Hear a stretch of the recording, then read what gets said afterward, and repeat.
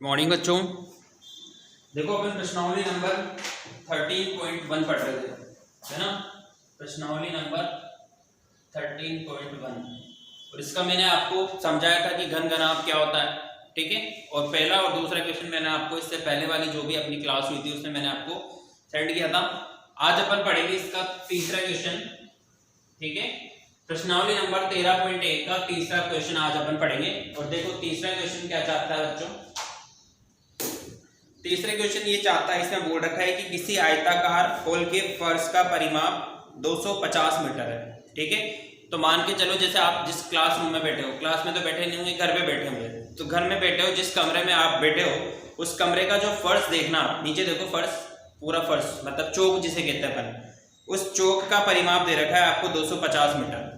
अब ये बोल रखा है कि यदि 10 रुपए प्रति मीटर स्क्वायर की दर से चारों दीवारों का पेंट कराने की लागत, ठीक है, फर्श का परिमाप आपको दे रखा है और चारों दीवारों पे क्या करनी है, आपको पुताई करनी है, आपको नहीं करनी है। तो इस पे पुताई कराने का जो खर्च है वो कितना रुपए आया, 15,000 रुपये आया।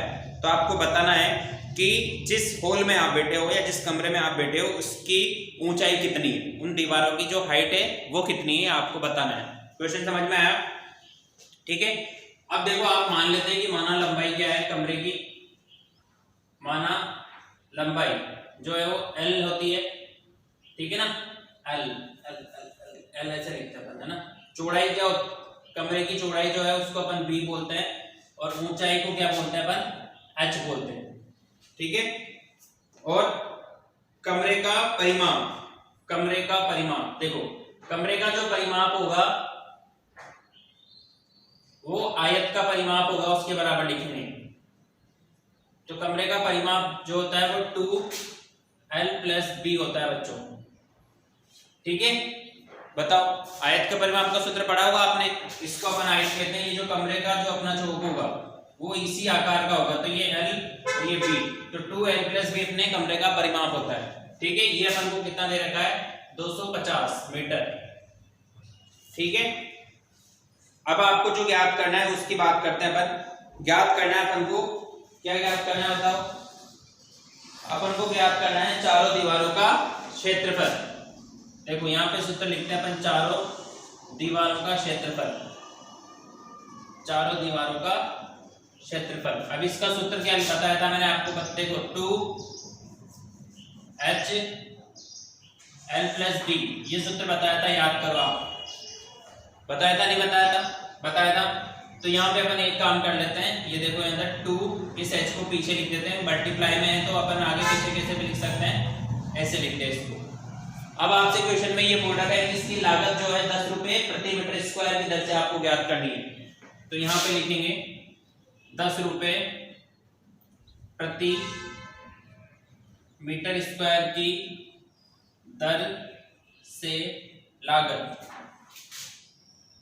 बराबर ये 2L+B H, इसको गुणा कर देंगे कहीं से, 10 से, ठीक है।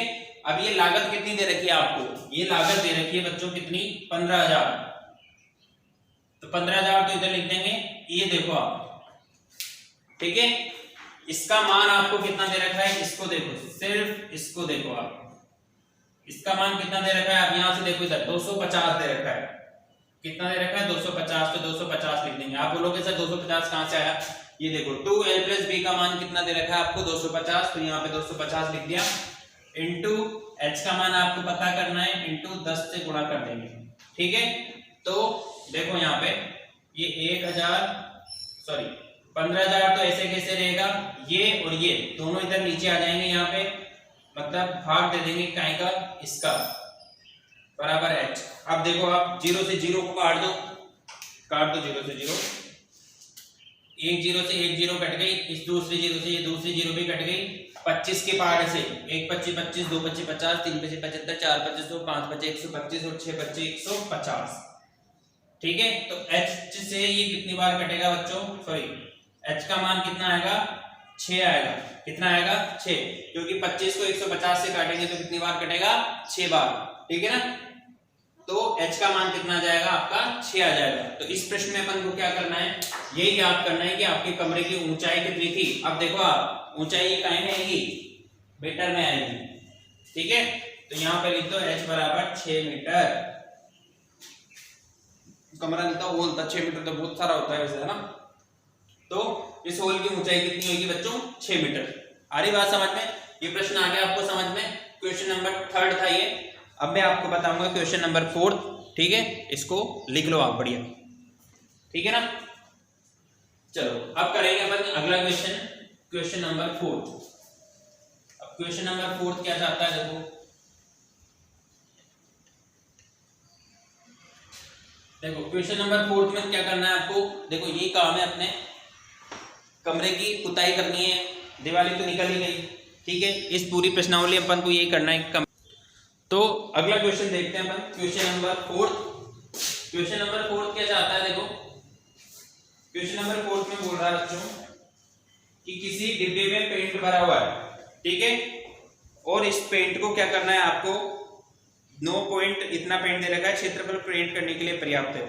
इस डिब्बे में पेंट इतना दे रखा है, तो कितनी ईंटें पेंट की जा सकती है, अपन को ज्ञात करना है। कि देखो ईंटों को पेंट करना है, पेंट कितना है आपको दे रखा है उसमें डिब्बे के अंदर, ठीक है। तो ईंट की जो आकृति होती है वो घनाभ आकृति होती है। तो यहाँ पे लिखेंगे अपन ईंट का क्षेत्रफल। सबसे पहले एक ईंट का क्षेत्रफल निकालते हैं कि कितना अपन को एक ईंट पे पेंट लगेगा।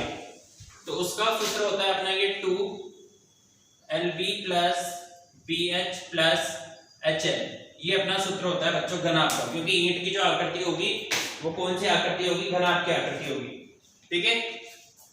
अब जो है मान देखो, यहाँ पे आपको जो मान दे रखा है वो इस तरीके से गुणा में दे रखा है। तो पहला मान जो है वो L का है, दूसरा मान B का है, तीसरा मान H का है, ठीक है। तो यहाँ पे इसको लिख लो आप, L 22.5 इंटू B कितना है 10। तो ये तो हो गया आपका L plus B into H कितना है बच्चों 7.5 प्लस ये हो गया आपका दूसरा वाला मान H और L। तो 7.5 को गुणा करोगे आप कहीं से 22.5 से। तो ये आपके तीनों मान मैंने यहाँ पे लिख दिए, ठीक है। अब देखो आप, ठीक है, तीनों मान समझ में आ गए आपको। ये LB का मान है, ये BH का मान है और ये HL का मान है। अब क्या करेंगे अपन, इनको गुणा करेंगे, करें गुणा। तो 22.5 को 10 से गुणा करोगे आप तो कितना आएगा बच्चों, पॉइंट हट जाएगा 225 बचेगा, प्लस 7.5 को जब आप 10 से गुणा करोगे तो पॉइंट हट जाएगा, कितना बचेगा 75 बचेगा, ठीक है। अगला दे रखा है 7.5 को 22.5 से आप जब गुणा करोगे तो देखना, गुणा करके देखना कि 168.75 आएगा। कितना आएगा 168.75। ये गुणा कर लेना आपने, डायरेक्ट लिख लो यहाँ पे, ठीक है। अब क्या करोगे आप 225 को 75 को और 168.75 को आप जोड़ के देखो, ठीक है। ये आएगा कितना, और जो आएगा उसको 2 से गुणा भी करना है अभी तो, ठीक है। तो इनको जोड़ेंगे अपन तो कितना आएगा बच्चों, सारा गुणा करने के बाद लिख देता हूं मैं, ठीक है। 9 3 7.5। देखो ये ऐसा क्यों आएगा, क्योंकि आपको क्वेश्चन में दे रखा है, क्या दे रखा है कि इतना पेंट है, क्योंकि ये कटेगा। अब ये तो आया काहे में, एक ईंट का सेंटीमीटर स्क्वायर में, ठीक है। इसको मीटर में बदलेंगे तो क्या करोगे आप, देखो 937.5 इसको मीटर में बदलोगे तो 100 इंटू 100 से आपको डिवाइड करना पड़ेगा ये मीटर स्क्वायर में बदलने के लिए। तो क्या हो जाएगा 1 2 3 4 पॉइंट छोड़ के दशमलव आगे आ जाएगी, तो 9 7 3 9। देखो दशमलव यहाँ पे थी 7 से बाद में, तो 1 2 3 4 पॉइंट छोड़ के आएगी, तो यहाँ पर ये इस तरीके से दशमलव आ जाएगी, ठीक है। और ये काय में बदल गया आपका मीटर स्क्वायर में, ठीक है।